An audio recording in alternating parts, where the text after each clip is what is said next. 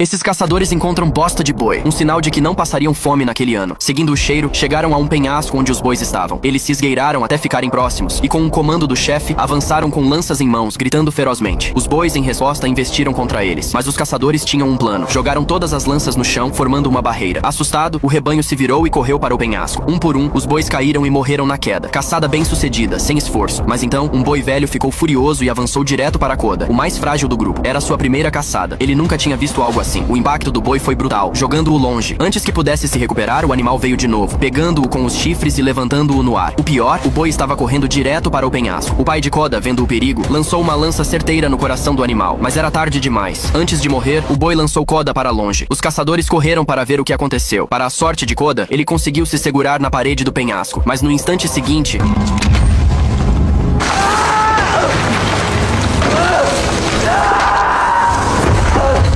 ele caiu de um nível para outro. O problema? Ele não respondia aos chamados do pai. Ninguém sabia se estava vivo ou morto. O pai passou um dia e uma noite esperando por um sinal, mas nada. Sem outra opção, realizou um funeral ali mesmo. Depois que todos foram embora, um abutre pousou no corpo de Koda para comer. Mas assim que deu a primeira bicada, Koda acordou com a dor. Ele abriu os olhos e percebeu a situação. Estava num lugar onde não podia gritar por ajuda nem sair sozinho. Se ficasse parado, morreria com certeza. Então começou a descer devagar pelas fendas da pedra. Mas o destino pregou uma peça. De repente, uma tempestade caiu, deixando a parede da rocha escorregadia. Agora, qualquer movimento errado significava queda livre, mas ficar parado também não era opção. Felizmente, a chuva criou um rio abaixo dele. Vendo uma chance, Koda se jogou na água. Foi assim que sua jornada de sobrevivência começou. Quando acordou novamente, o tempo já estava limpo. Ele sobreviveu, mas estava com o tornozelo quebrado. Sem opção, prendeu o pé entre pedras para estabilizá-lo e amarrou um galho como suporte. Agora conseguia andar, mesmo que com dificuldade. Voltando ao local onde caiu, encontrou pedras empilhadas por seu pai. Só então percebeu que todos achavam que ele estava morto. Foi nesse momento que um grupo de lobos apareceu, cercando-o. Koda correu com todas as forças, mas os lobos eram mais rápidos. Logo o alcançaram. Um deles cravou os dentes na sua perna. Felizmente, Koda carregava uma ponta de lança e conseguiu se defender antes que fosse despedaçado pelos lobos. Para escapar, subiu em uma árvore. Os lobos não podiam pegá-lo, mas também não foram embora. Eles ficaram ali, vigiando. Koda, com fome, comeu os petiscos que tinha na bolsa. Depois de um tempo, os lobos perceberam que não adiantava esperar e foram embora. Todos, menos um, que estava ferido e caído no chão, quase sem vida. Koda se aproximou para acabar com ele, mas hesitou. Olhando para o lobo, ele viu seu próprio reflexo, um ser abandonado, deixado para morrer. Mas diferente dele, Koda podia mudar o destino daquele lobo. Foi assim que ele se tornou o primeiro humano a salvar um lobo. Prendeu a boca do animal com uma corda, pegou-o no colo e levou para uma caverna próxima. Agora, eles estavam ligados pelo destino. No dia seguinte,